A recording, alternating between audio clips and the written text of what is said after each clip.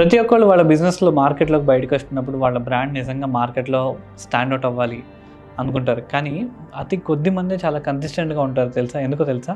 వాళ్ళు basic fundamentals follow అవుతున్నారు కాబట్టి. నేను ఒక 5 బేసిక్ ఫండమెంటల్స్ చెప్తాను. ఈ 5 ఫండమెంటల్స్ అసలు మీ బ్రాండ్లో ఉన్నాయో లేదో ఈ వీడియో ఎంతలో మీరు అసెస్ చేసుకో. So let's call it as spice framework. Starting with story. S represent story.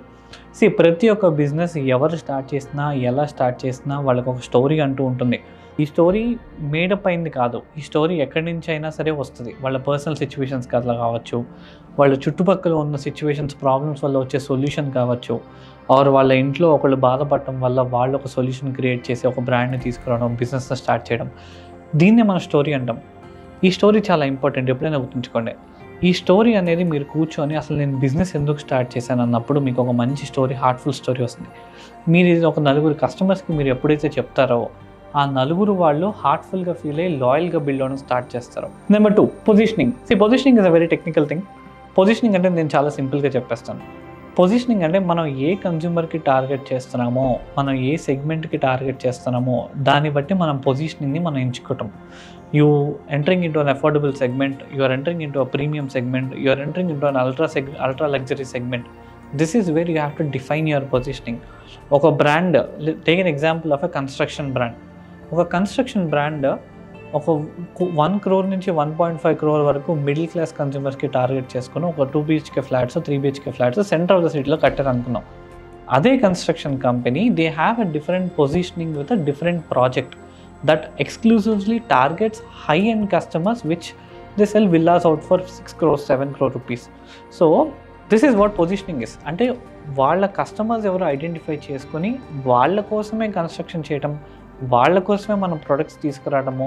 ఇది ఎందుకు ఇంపార్టెంట్ అంటే అన్ని ప్రొడక్ట్స్ అందరికీ అమ్ముదాం అనుకున్నప్పుడు ఏది వెళ్ళదు. You need to understand where you stand in the market. This is where positioning is very important. Number 3, identity. Identity అంటే it's nothing but your branding.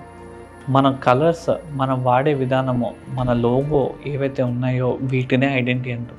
And ఇక్కడితో స్టార్ట్ చేసి మనం ప్రతి ఒక్క చిన్న చిన్న ఆస్పెక్ట్స్లో కన్సిస్టెంట్గా ఉంటాం. చూసారా, మనం కస్టమర్కి ఇచ్చే చిన్న గ్రీటింగ్ అవ్వచ్చు, అది మన కలర్ కోడ్లో ఉండొచ్చు. మనం కస్టమర్కి ఇచ్చే చిన్న ప్యాకేజింగ్ అవ్వచ్చు, అది మన కలర్ కోడ్లో ఉండొచ్చు. ఇలా కస్టమర్ ఎప్పుడైతే చిన్నగా మనకి కన్సిస్టెంట్గా చూస్తారో ఆటోమేటిక్గా వాళ్ళకి తెలియని పర్సెప్షన్ వస్తుంది. Number 4, communication. చాలామంది కాంప్లికేట్ చేసుకున్నది ఇదే. మనం ఏ మార్కెట్లో ఏం స్టోరీ చెప్తున్నామో, మనం ఎలా పొజిషన్ అయి ఉన్నామో, ఏం ఐడెంటిటీ బిల్డ్ చేసుకున్నామో, ఈ 3 అయిపోయిన తర్వాత 4th is a communication. A language అయినా సరే కస్టమర్కి అర్థం అవ్వాలి మన ప్రోడక్ట్ ఏంటో, మన సర్వీస్ ఏంటో. దానికోసం మనం మరీ డౌన్ టు ఎర్త్ వెళ్ళాల్సిన పని లేదు. మనం ఏ స్టాండర్డ్ ఆఫ్ కస్టమర్స్ని మనం టార్గెట్ చేస్తున్నామో, వాళ్ళ లైఫ్ స్టైల్ ఎలా ఉంటుంది, వాళ్ళకి ఎలా చెప్తే అర్థం అవుతుంది, అండ్ వాళ్ళకి ఏ స్టైల్లో ఎంత కాంప్లికేటెడ్గా చెప్పాలా, సింపుల్గా చెప్పాలా, ఈ 4 క్రైటీరియాని మనం రాసుకున్న తర్వాత మనం అప్పుడు కమ్యూనికేషన్ని బిల్డ్ చేసుకుంటూ వెళ్ళాలి. ఫర్ ఎగ్జాంపుల్ మారుతి సుజుకి తీసుకున్నాం అనుకోండి. మారుతి సుజుకి యొక్క కమ్యూనికేషన్ ఎలా ఉంటుందంటే, ఒక వాల్యూ పర్చేస్ కస్టమర్ అంటే వాళ్ళు ఓకే, నాకు ఈ ప్రోడక్ట్లో నాకు ప్రైస్ నా రేట్లో రావాలి, నాకు వాల్యూ కనిపించాలన్నప్పుడు వాళ్ళు వాడే కమ్యూనికేషన్ మీరు అబ్జర్వ్ చేయండి, మీకు నెట్లో కూడా దొరుకుతుంది. అలానే మర్సిడీస్ బెంజ్ వాడే కమ్యూనికేషన్ చూడండి. వాడి కస్టమర్స్ వాడికి ఎవరో తెలుసు కాబట్టి వాడు వాల్యూని కంటే లగ్జరీ సీక్ చేస్తాడు కాబట్టి వాళ్ళ కమ్యూనికేషన్ అంతా డిఫరెంట్ టోన్లో ఉంటుంది. వీళ్ళిద్దరూ అమ్మేది డిఫరెంట్ సెట్ ఆఫ్ ఆడియన్స్ అని వాళ్ళు అండర్స్టాండ్ చేసుకున్నారు కాబట్టి వాళ్ళ కమ్యూనికేషన్ డిఫరెంట్గా ఉంటుంది. దిస్ ఈస్ వేర్ మనం ఏ పొజిషనింగ్లో ఉన్నామో, మన ఐడెంటిటీ ఏంటి, మనం ఏ కలర్ ప్యాలెట్స్ వాడుతున్నామో ఇవన్నీ పొజిషనింగ్లోనే డిఫైన్ అవుతాయి. దాని తర్వాత your logo comes in place and then your communication. Final thing, అందరూ అవాయిడ్ చేసేది, అందరు ఇగ్నోర్ చేసే థింగ్ ఎక్స్పీరియన్స్ అనేది పెద్ద రాకెట్ సైన్స్ కాదు. It is how you talk to a customer, it is how you make your customer feel that you own them. ఈ 2 ఫ్యాక్టర్స్ని మీరు మైండ్లో పెట్టుకొని మీరు ఒక బ్రాండ్ బిల్డ్ చేసుకోండి. అండ్ ఇంకోటి, అన్నిసార్లు మనం కస్టమర్స్తో మాట్లాడలేం కాబట్టి this is where you have to make your team set.